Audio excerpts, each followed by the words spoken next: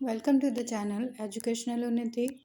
इस वीडियो में कवर करेंगे यूपी डीएलएड जो कोर्स है, जो कि आपका 2 साल का कोर्स होता है, जिसको हम बीटीसी के नाम से भी जानते हैं।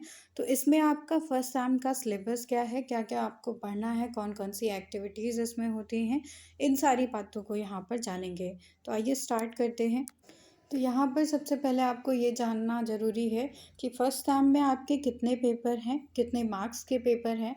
तो यूपी डीएलएड और बीटीसी जो आपका कोर्स है, जिसको बीटीसी के नाम से पहले जाना जाता था, तो इसमें आपको टोटल कितने सब्जेक्ट पढ़ने पड़ते हैं। फर्स्ट सब्जेक्ट यहाँ पर हो जाता है बाल विकास का, जो कि आपका 50 मार्क्स का होता है। इसके बाद सेकंड सब्जेक्ट आपका यहाँ पर आ जाता है शिक्षण अधिगम के सिद्धांत का, 50 मार्क्स का ये हो जाता है। थर्ड सब्जेक्ट आपका विज्ञान का है, जो कि 25 मार्क्स का है। फोर्थ सब्जेक्ट आपका गणित का हो जाता है, मैथ्स का यहाँ पर, जो कि 25 मार्क्स का है। इसके बाद नेक्स्ट सब्जेक्ट है आपका सामाजिक अध्ययन का, जो कि 50 मार्क्स का होता है। नेक्स्ट सब्जेक्ट आपका हिंदी का है, जो कि 25 मार्क्स का होता है। उसके बाद चॉइस बेस्ड यहाँ पर सब्जेक्ट है, संस्कृत और उर्दू में से किसी एक को आपको लेना होगा, जो कि 25 मार्क्स का आपका पेपर आएगा इसमें।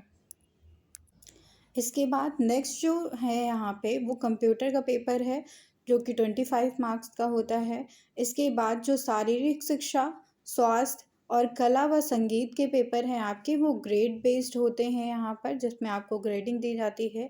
नेक्स्ट जो आपका पेपर है वो इंटर्नशिप का है। यहाँ पर इंटर्नशिप आपकी लगती है 1 महीने के लिए इसमें, जो कि 100 मार्क्स की होती है। यहाँ पर इंटर्नशिप किसी प्राइमरी स्कूल में जाकर आपको पढ़ाना होता है। और याद रखिएगा यहाँ पर कि यूपी डीएलएड या बीटीसी में जो आपका पेपर आता है वो हिंदी में ही आता है, और हिंदी में ही आपको आंसर करना होता है। तो इसमें से सारे ही सब्जेक्ट आपको कंपलसरी हैं। बस ये यहाँ पर जो संस्कृत और उर्दू है, इसमें से आपको कोई एक लेना होता है फर्स्ट टर्म में। तो यहाँ पर सबसे पहले हम देखेंगे बीटीसी के लिए प्रथम वर्ष में बाल विकास एवं सीखने की प्रक्रिया के लिए क्या सिलेबस है आपका, कौन कौन से टॉपिक्स आपको इसमें पढ़ने हैं। तो यहाँ पर जो आपका सिलेबस कवर किया गया है, इसमें मेनली बाल विकास के का पहला टॉपिक है, जिसके अंदर आपको बाल विकास का अर्थ, आवश्यकता और क्षेत्र पढ़ने हैं। फिर इसकी अवस्थाएं इसमें आती हैं, जिसमें शैशवावस्था, बाल्यावस्था, किशोरावस्था और उनके अंतर्गत कौन कौन से विकास हो रहे हैं, ये पढ़ना है। मानसिक विकास बच्चे का कैसा होता है, शारीरिक विकास और संवेगात्मक विकास कैसे होता है, भाषा का विकास बच्चों में कैसे होता है, अभिव्यक्ति की क्षमता उनमें कैसे डेवलप होती है। इसके बाद सृजनात्मकता यानी कि क्रिएटिविटी के बारे में पढ़ना है। व्यक्तित्व यानी कि पर्सनालिटी का विकास पढ़ना है आपको। व्यक्तित्व के लिए परीक्षण कौन कौन से हैं वो यहाँ पर आपको पढ़ने हैं, यानी कि पर्सनालिटी टेस्ट आपको यहाँ पर पढ़ने हैं, कैसे पर्सनालिटी का असेसमेंट करते हैं। व्यक्तिगत विभिन्नताएं पढ़नी हैं, इंडिविजुअल डिफरेंसेस, इसके अर्थ, कारक और महत्व को पढ़ना है। कल्पना, चिंतन और एवं तर्क का विकास यहाँ पर पढ़ना है। और बाल विकास के आधार तथा उनको प्रभावित करने वाले कारकों के बारे में पढ़ना है। इसके बाद नेक्स्ट टॉपिक आ जाता है वंशानुक्रम और वातावरण का। तो ये सारी चीज़ें आपको पढ़नी है इसमें। नेक्स्ट यहाँ पर टॉपिक है अधिगम का। तो इसमें अधिगम के टॉपिक में आपको क्या क्या पढ़ना है, इसमें अधिगम का अर्थ सबसे पहले पढ़ना है, किस किस चीज़ों से लर्निंग हमारी प्रभावित होती है वो पढ़ने हैं। प्रभावशाली विधियाँ कौन सी हैं अधिगम के लिए, अधिगम के जो नियम दिए गए हैं, तो थॉर्नडाइक का नियम इसमें आपको पढ़ना है। अधिगम के मुख्य सिद्धांत इसमें से पढ़ने हैं। थॉर्नडाइक का जो एक्सपेरिमेंट है, ट्रायल एंड एरर की थ्योरी उन्होंने दी है, उसके बारे में आपको पढ़ना है। पावलो का यहाँ पर सिद्धांत पढ़ना है। संबंध प्रतिक्रिया का सिद्धांत, क्लासिकल कंडीशनिंग पढ़नी है यहाँ पर। देन स्किनर का क्रिया प्रसूत अधिगम का सिद्धांत पढ़ना है, जिसको ऑपरेंट कंडीशनिंग कहते हैं। तो इस तरह से लर्निंग की थ्योरीज इसमें आपको पढ़नी है।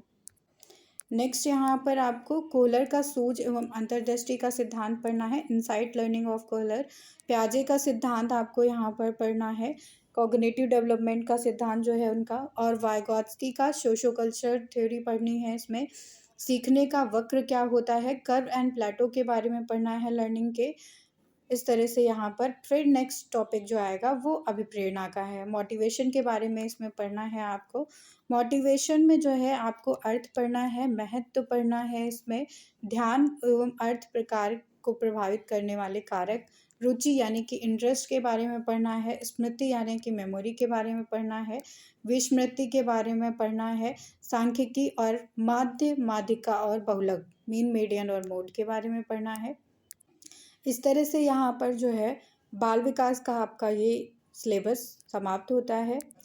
देन नेक्स्ट यहाँ पर देखेंगे सेकंड पेपर का सिलेबस। सेकंड पेपर यहाँ पर आ जाता है शिक्षण अधिगम के सिद्धांत का। इसमें आपको क्या क्या पढ़ना होगा, तो सबसे पहले शिक्षण क्या होता है, टीचिंग के का अर्थ और उसके उद्देश्य पढ़ने हैं। संप्रेषण कम्युनिकेशन क्या होता है ये पढ़ना है। शिक्षण के क्या सिद्धांत हैं, तो टीचिंग प्रिंसिपल्स, टीचिंग मैक्सिम्स को पढ़ना है। टीचिंग की प्रविधियाँ यानी कि इसकी स्ट्रैटेजीज क्या हैं वो पढ़नी है। नवीन विधाएँ आपको पढ़नी है इसमें, अप्रोचेस। और उसके बाद सूक्ष्म शिक्षण क्या होता है, माइक्रो टीचिंग के बारे में जानना है, माइक्रो टीचिंग स्किल्स के बारे में जानना है। अपेक्षित अधिगम स्तर के बारे में जानना है इसमें। फिर यहाँ पर आ जाता है शिक्षण अधिगम सामग्री, प्रकार, विशेषताएं, निर्माण का प्रयोग, रख रखाव की सावधानियाँ। और इसमें आपको प्रोजेक्ट इसमें आ जाता है इसमें। इस तरह से यहाँ पर सेकंड पेपर का भी सिलेबस आपका कंप्लीट होता है। इसके बाद यहाँ पर थर्ड सब्जेक्ट का सिलेबस देखेंगे जो कि विज्ञान का सब्जेक्ट हो जाता है।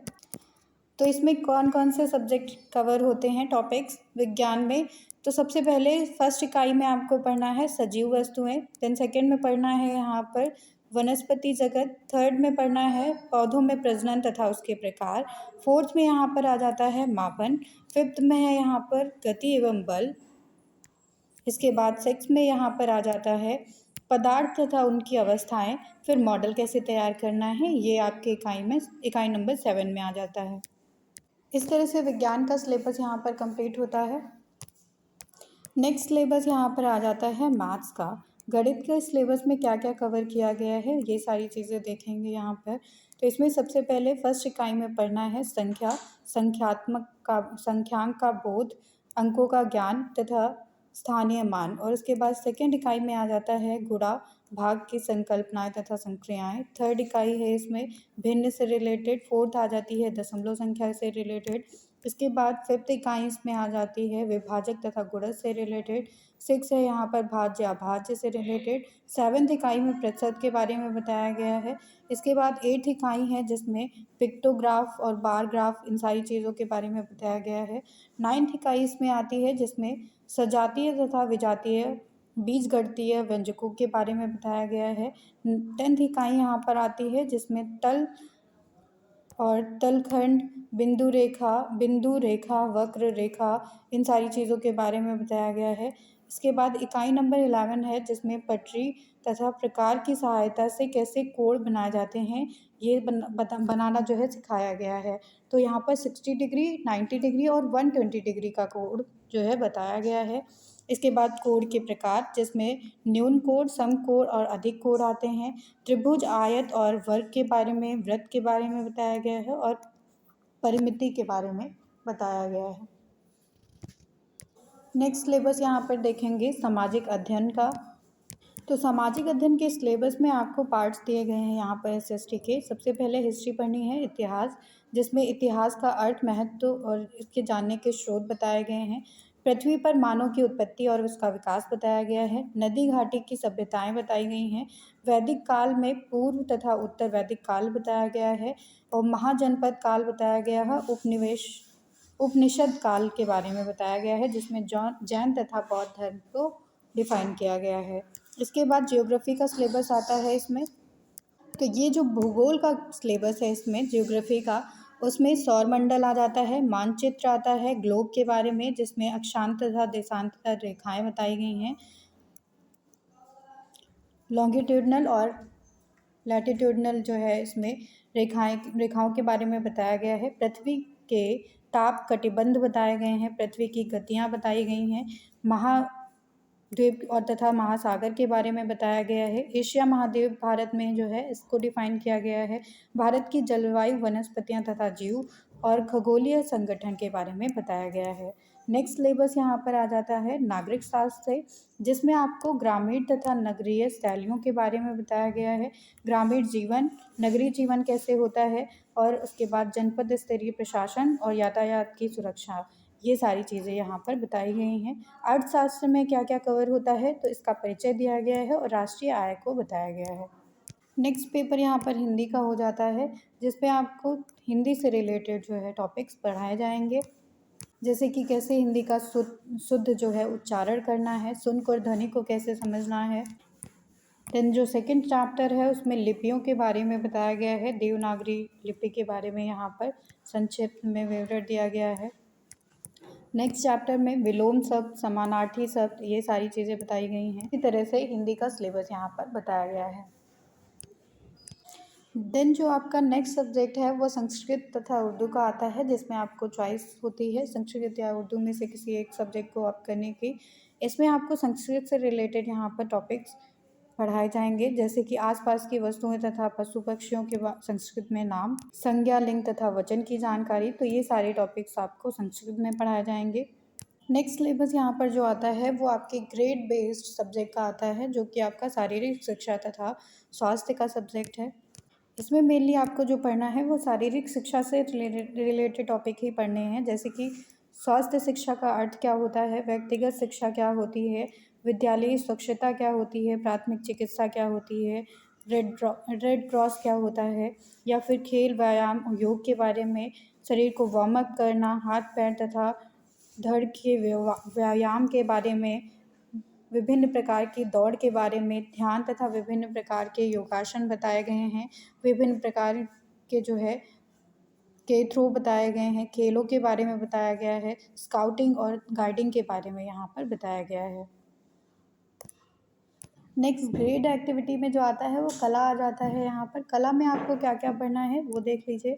कला में कौन कौन सी कलाएं हैं वो यहाँ पे बताई गई हैं, जैसे कि दृश्य कला है, या सौंदर्यानुभूति, रंगों का ज्ञान होना, रेखाओं का ज्ञान होना, हस्तकला के बारे में बताया गया है, वस्तुओं का कैसा निर्माण किया जाता है, मिट्टी के खिलौने कैसे बनाए जाते हैं, कोलाज का निर्माण कैसे किया जाता है।